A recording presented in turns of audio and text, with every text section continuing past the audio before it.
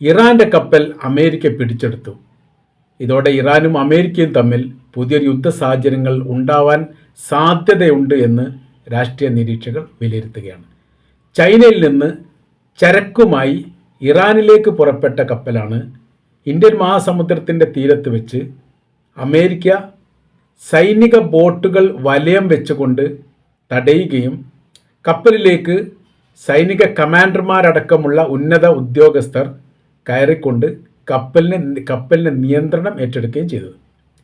ഇത് ലോകാടിസ്ഥാനത്തിൽ ഞെട്ടലുണ്ടാക്കിയിരിക്കുന്ന കാര്യമാണ്. പ്രത്യേകിച്ച് ഇറാനും അമേരിക്കയും തമ്മിൽ വലിയ വിഷയങ്ങളും സംഘർഷാവസ്ഥയും നിലനിൽക്കുന്നതിനിടയിൽ ഇറാൻ്റെ കപ്പൽ പിടിച്ചെടുത്തു എന്ന് പറയുന്നത് മേഖലയെ കുറച്ചുകൂടി യുദ്ധത്തിൻ്റെ കാഠിന്യത്തിലേക്ക് എത്തിക്കാൻ സാധ്യതയുണ്ട് എന്നും പറയപ്പെടുന്നു. ചൈനയിൽ നിന്ന് ഇറാനിലേക്കാണ് കഴിഞ്ഞ മാസം ചരക്ക് കപ്പലുമായിട്ട് ഒരു പടുകൂറ്റൻ കപ്പൽ പോകുന്നത്. അത് കഴിഞ്ഞ വെനിസ്വേലയിലെ ആക്രമണത്തിൽ വെനിസ്വേലയിൽ നിന്ന് അമേരിക്ക കപ്പൽ പിടിച്ചതിനോടനുബന്ധിച്ചാണ് ഈ റിപ്പോർട്ട് പുറത്തു വന്നത്. ഈ സംഭവം നടക്കുന്നത് അതിനു മുൻപാണ്. അപ്പോൾ റിപ്പോർട്ട് പുറത്തു വന്നതോട് കൂടിയിട്ടാണ് ഇറാനുമായിട്ട് ബന്ധപ്പെട്ട വിഷയമായതുകൊണ്ടും അതിന് പിന്നാമ്പുറം പ്രവർത്തിച്ചത് അമേരിക്ക ആയതുകൊണ്ടും വലിയ സാഹചര്യങ്ങളും വലിയ രീതിയിലുള്ള വിഷയങ്ങളും ഉണ്ടാവാൻ സാധ്യതയുണ്ട് എന്ന് വിലയിരുത്തുന്നത്. ചൈനയിൽ നിന്ന് ഇറാനിലേക്ക് ഏകദേശം 10 രാജ്യങ്ങൾ കടന്നു വേണം കടൽ മാർഗം പോകാൻ വേണ്ടിയിട്ട്. അത് China, Malaysia, Singapore, Indonesia, Sri Lanka, India, Oman, UAE, Iran. ഇങ്ങനെയാണ് അതിൻ്റെ കടലിൻ്റെ റൂട്ട് മാപ്പ് കണക്കാക്കുന്നത്. ഏകദേശം 5300 കിലോമീറ്ററാണ്, 5300 നോട്ടിക്കൽ മൈലാണ് ചൈനയിൽ നിന്ന് ഇറാനിലേക്കുള്ള ദൂരം കണക്കാക്കുന്നത്.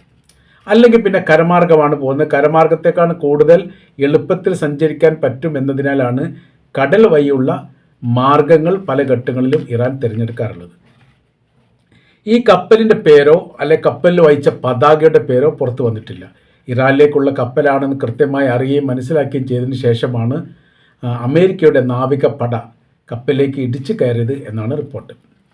അന്താരാഷ്ട്ര കപ്പൽ പാതയിൽ നിന്ന് പിടിച്ചെടുത്തു എന്നതിനാൽ ചൈനയ്ക്ക് വലിയ വിമർശനമുണ്ട്. അതവർ പറയുകയും ചെയ്തു.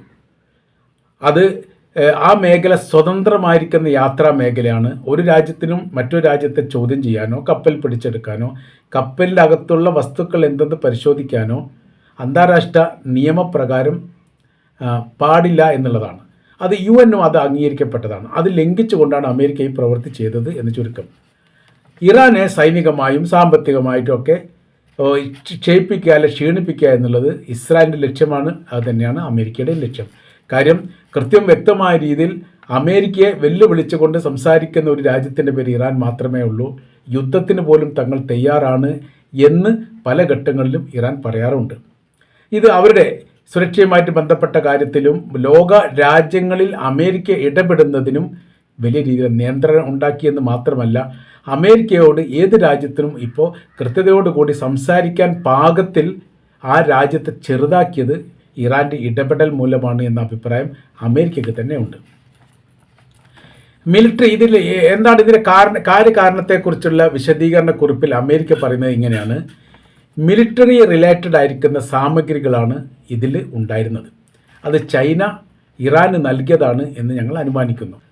ഇലക്ട്രിക്കൽ റിലേറ്റഡ് ആയിരിക്കുന്ന സാമഗ്രികളാണ് കൂടുതലുള്ളത്. ഇത് ഡ്യൂൾ യൂസ് എന്നാണ് പറയുന്നത്. 2 ആവശ്യങ്ങൾക്ക് ഉപയോഗിക്കാൻ പറ്റുന്ന രീതിയാണ്. കറണ്ട് പോലെയുള്ള സംവിധാന കാര്യങ്ങൾക്ക് ഈ അവരുടെ കയ്യിലുള്ള ഈ മെഷീൻ സംവിധാനങ്ങൾ അല്ലെങ്കിൽ സാമഗ്രികൾ, അത് എന്ത് സാമഗ്രികളാണ് എന്നതിനെക്കുറിച്ചുള്ള ഒരു റിപ്പോർട്ട് പുറത്തു വന്നിട്ടില്ല. അത് ഉപയോഗിക്കാൻ വേണ്ടി പറ്റും. അതേപോലെ തന്നെ മിലിറ്ററി ബേസ് ആയിരിക്കുന്ന സ്ഫോടകവുമായിട്ട് ബന്ധപ്പെട്ട അല്ലെങ്കിൽ അക്രമവുമായിട്ട് ബന്ധപ്പെട്ട കാര്യത്തിന് ഉപയോഗിക്കാൻ വേണ്ടി പറ്റും.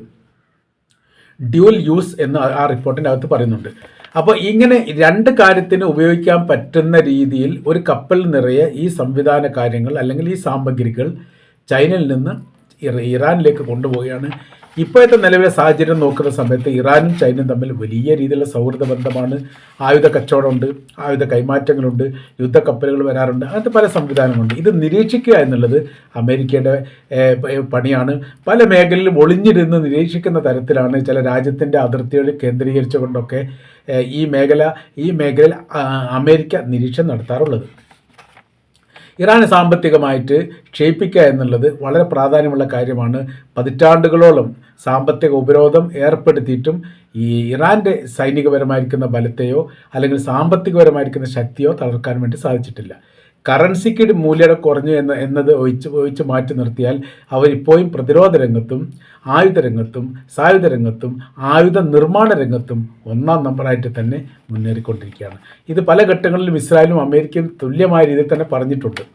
അപ്പോൾ ഇന്ത്യൻ മഹാസമുദ്രത്തിൽ വെച്ചാണ് എന്ന് പറയുന്ന സമയത്ത് അതിൻ്റെ അതിർത്തി രേഖ കാര്യങ്ങളൊക്കെ ഇപ്പോൾ ചൈന പരിശോധിച്ചുകൊണ്ടിരിക്കുകയാണ്. അവർ പിടിക്കപ്പെട്ടതും അതുമായി ബന്ധപ്പെട്ട കാര്യങ്ങളൊക്കെ വളരെ കൃത്യതയോടുകൂടി തങ്ങൾ പരിശോധിച്ചുകൊണ്ടിരിക്കുകയാണ്. അന്താരാഷ്ട്ര പാതലിന് വ്യതിചലിച്ചിട്ടുണ്ടോ, മറ്റു രാജ്യത്തിൻ്റെ അതിർത്തിയിൽ വെച്ചിട്ടാണോ പിടിച്ചതൊക്കെ രണ്ട് തരത്തിലും അമേരിക്ക ചെയ്ത് തെറ്റാണ് എന്നുള്ളതാണ്. ഒന്ന്, അന്താരാഷ്ട്ര പാതയിൽ വെച്ച് മറ്റൊരു രാജ്യത്തിൻ്റെ കപ്പലിനെ പിടികൂടാൻ വേണ്ടിയിട്ട് പാടില്ല, അതാണ് നിയമം.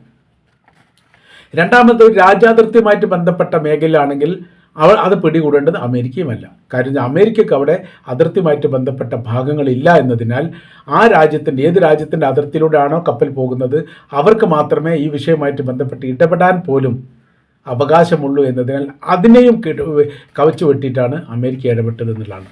ശ്രീലങ്കയുടെയും ദക്ഷിണ ഇന്ത്യ സമുദ്രത്തിൻ്റെയും മധ്യേ ഏകദേശം 100 നോട്ടിക്കൽ മൈൽ അതിർത്തിയിൽ വെച്ചാണ് പിടികൂടപ്പെട്ടത്. അത് കൃത്യമായ രീതിയിലുള്ള ഈ കിലോമീറ്ററിൻ്റെ കണക്ക് പറയാൻ വേണ്ടി സാധിക്കുന്നില്ല എന്നും റിപ്പോർട്ടിൻ്റെ അകത്ത് പറയുന്നു. US മറൈൻ കമാൻഡോ ബോട്ട് ഉപയോഗിച്ചുകൊണ്ട് കപ്പൽ ആക്രമിക്കുന്നതിന് മുമ്പ് ഒരു മുന്നറിയിപ്പ് നൽകിയിട്ടുണ്ട് എന്ന് പറയുന്നു.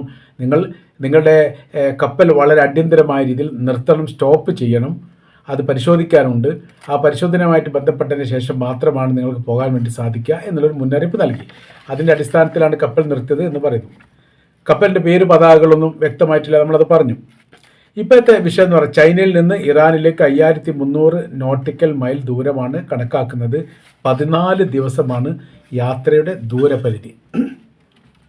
അപ്പോൾ ഇവർ പുറപ്പെട്ട് ഏകദേശം ഒരു 8 ദിവസം ആയിട്ടുണ്ട് എന്ന് അനുമാനിക്കുന്നു. അതേ കാര്യം എന്ന് പറഞ്ഞാൽ രണ്ട് രാജ്യങ്ങളും ഈ വിഷയവുമായിട്ട് ബന്ധപ്പെട്ട് കൃത്യമായിരിക്കുന്ന വിവരങ്ങൾ ഇപ്പോഴും പുറത്തു വന്നിട്ടില്ല. ഒരുപാട് രഹസ്യങ്ങൾ ഇപ്പോഴും ആ വിഷയവുമായിട്ട് ബന്ധപ്പെട്ട് നിലനിൽക്കുന്നു എന്നുള്ളതാണ്. അപ്പോൾ ഈ കപ്പലിനെ പിടികൂടിയതിന് ശേഷം അതിലുള്ള സാമഗ്രി സംവിധാനങ്ങളെല്ലാം നശിപ്പിച്ചു. അതിനുശേഷം കപ്പൽ വിട്ടുകൊടുത്തു. അതാണ് അമേരിക്ക ഈ വിഷയമായിട്ട് ബന്ധപ്പെട്ട് പറയുന്നത്. ദശകോടികളുടെ സാമ്പത്തിക നഷ്ടമുണ്ടാക്കി കപ്പൽ വിട്ടുകൊടുത്തത് എന്ത് ന്യായീകരണമാണ് ഇതിൽ പറയാനുള്ളത് എന്നാണ് ഇറാൻ ഈ വിഷയവുമായിട്ട് ബന്ധപ്പെട്ട് പ്രതികരിച്ചത്. കപ്പലിലെ വസ്തുക്കൾ നശിപ്പിച്ചതുമായിട്ട് ബന്ധപ്പെട്ട കാര്യത്തെക്കുറിച്ച് കൃത്യമായിരിക്കുന്ന വിവരങ്ങൾ നൽകണമെന്ന് മറ്റ് രാജ്യങ്ങൾ അമേരിക്കയോട് ആവശ്യപ്പെട്ടിരിക്കുകയാണ്.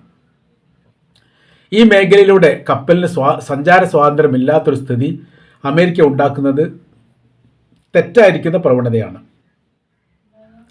ചെങ്കടലിൽ ഹൂത്തികൾ എന്ന് പറയുന്നവർ ചെയ്യപ്പെടുന്ന പ്രവൃത്തിക്ക് സമാനമായിരിക്കുന്ന സ്ഥിതി ഈ മേഖല കേന്ദ്രീകരിച്ചുകൊണ്ട് അമേരിക്ക ചെയ്യാൻ വേണ്ടി പറ്റില്ല. യമന് ആ പ്രവൃത്തി ചെയ്യുന്നുണ്ടെങ്കിൽ അവർക്കതിന് ന്യായം പറയാൻ അവിടെ രാജ്യത്തിൻ്റെ അതിർത്തി പങ്കിടുന്ന കടൽ ഭാഗമാണ് ചെങ്കടൽ എന്ന് പറയുന്നത്. അതുകൊണ്ട് അവർക്ക് ന്യായം പറയാനുണ്ട്. അമേരിക്കയെ സംബന്ധിച്ചിടത്തോളം ഈ മേഖലയുടെ സമ്പൂർണ്ണമായിരിക്കുന്ന നിയന്ത്രണത്തിന് അവരാരെയും ഏൽപ്പിച്ചിട്ടില്ല. അതിൽ ഇടപെടേണ്ട ആവശ്യമില്ല, ഇടപെടാൻ പാടില്ല. അതുകൊണ്ട് നാശനഷ്ടവുമായിട്ട് ബന്ധപ്പെട്ട കാര്യം അമേരിക്ക വകവെച്ച് കൊടുക്കണം എന്ന അഭിപ്രായമാണ് പോയിരുന്നത്. എന്തൊക്കെ സാമഗ്രികളും സംവിധാനങ്ങളും ഉണ്ട് എന്നതിനെക്കുറിച്ചുള്ള വിശദീകരണക്കുറിപ്പ് ഏതാനും ദിവസങ്ങൾക്കകം ഇറാൻ പുറത്തിറക്കും എന്ന് പറയുന്നു. ഇലക്ട്രോണിക് സംബന്ധമായിരിക്കുന്ന വസ്തുക്കളാണ്. അത് മറ്റ് വിപണി വിൽപ്പനയുമായിട്ട് ബന്ധപ്പെട്ടതാണ്. അതൊരു സ്വകാര്യ വ്യക്തികളുടേതായിട്ടാണ് കണക്കാക്കുന്നത്. അത് തടയുകയാണ് ഇപ്പോൾ യഥാർത്ഥത്തിൽ ഈ അമേരിക്ക ചെയ്തിരിക്കുന്നത്. തങ്ങളുടെ രാജ്യത്തിന് കിട്ടേണ്ട ലക്ഷക്കണക്കിന് രൂപയുടെ ടാക്സ് ഇതിനാൽ ഇല്ലാതായി. മാത്രമല്ല ഈ സാമഗ്രികളെല്ലാം കടലിലേക്ക് ഇട്ട് നശിപ്പിച്ചു എന്നാണ് പറയുന്നത്. കടലിൽ അങ്ങനെ വസ്തുക്കൾ ഇട്ട് നശിപ്പിക്കാൻ പറ്റുന്ന പ്രതലമല്ല, അത് അനുവദിക്കാൻ വേണ്ടി പറ്റിയില്ല. മറ്റ് ലോകരാജ്യങ്ങളുടെ കൈവശത്തിലുള്ള കപ്പലിനെ നിയന്ത്രിക്കാനോ പിടിച്ചെടുക്കാനോ അതേക്കുറിച്ച് അതിലെ വസ്തു സംബന്ധമായിരിക്കുന്ന കാര്യത്തെക്കുറിച്ച് അന്വേഷിക്കാനോ അമേരിക്ക ഏൽപ്പിച്ചിട്ടില്ല. അതുകൊണ്ട് ഇത് ഒരു തെമ്മാടിത്ത പ്രവർത്തനമാണ് ചെയ്തത്. സാധാരണഗതിയിൽ ഗുണ്ടകൾ ചെയ്യുന്ന പോലെ മുമ്പ് വെനിസ്വേലൻ പ്രസിഡന്റ് പറഞ്ഞതിന് സമാനമായിരിക്കുന്ന പ്രവൃത്തിയാണ് ഇപ്പോൾ ചെയ്യപ്പെട്ടത്. വെനിസ്വേലയുടെ കപ്പൽ പിടിച്ചെടുത്തതിന് ശേഷം വെനിസ്വേലൻ പ്രസിഡന്റ് പറഞ്ഞിരിക്കുന്ന കാര്യം ഇങ്ങനെ തന്നെയാണ്. ഗുണ്ട ആക്ട് പോലെയുള്ള പ്രവർത്തനങ്ങൾ അമേരിക്ക ചെയ്യുന്നു. തങ്ങളുടെ കപ്പൽ തട്ടിക്കൊണ്ടുപോകുന്നു. എന്നിട്ട് അതിൻ്റെ പെട്രോളിയം, അതിൻ്റെ എണ്ണ തങ്ങൾക്ക് വിട്ടു നൽകില്ലെന്ന് പറയുന്നു. ഇതൊക്കെ യഥാർത്ഥത്തിൽ ഒരു രാജ്യത്തിലെ ഭരണാധികാരികൾക്ക് ഭൂഷണമല്ല, ചെയ്യാൻ പാടില്ലാത്തതാണ്.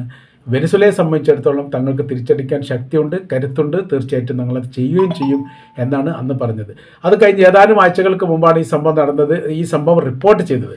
എന്നാൽ ഈ വെനിസ്വേലയിലെ കപ്പൽ പിടിച്ചെടുക്കുന്നതിന് മുമ്പ് തന്നെ ഈ സംഭവം നടന്നിട്ടുണ്ട് എന്നുള്ളതാണ്. എന്നാൽ ഈ പെട്ടെന്നൊരു സുപ്രഭാതത്തിൽ ഇത് എങ്ങനെ റിപ്പോർട്ടായിട്ട് പുറത്ത് വന്നു എന്നുള്ളത് എല്ലാവർക്കും ആശങ്ക ഉണ്ടാക്കുന്ന കാര്യമാണ്.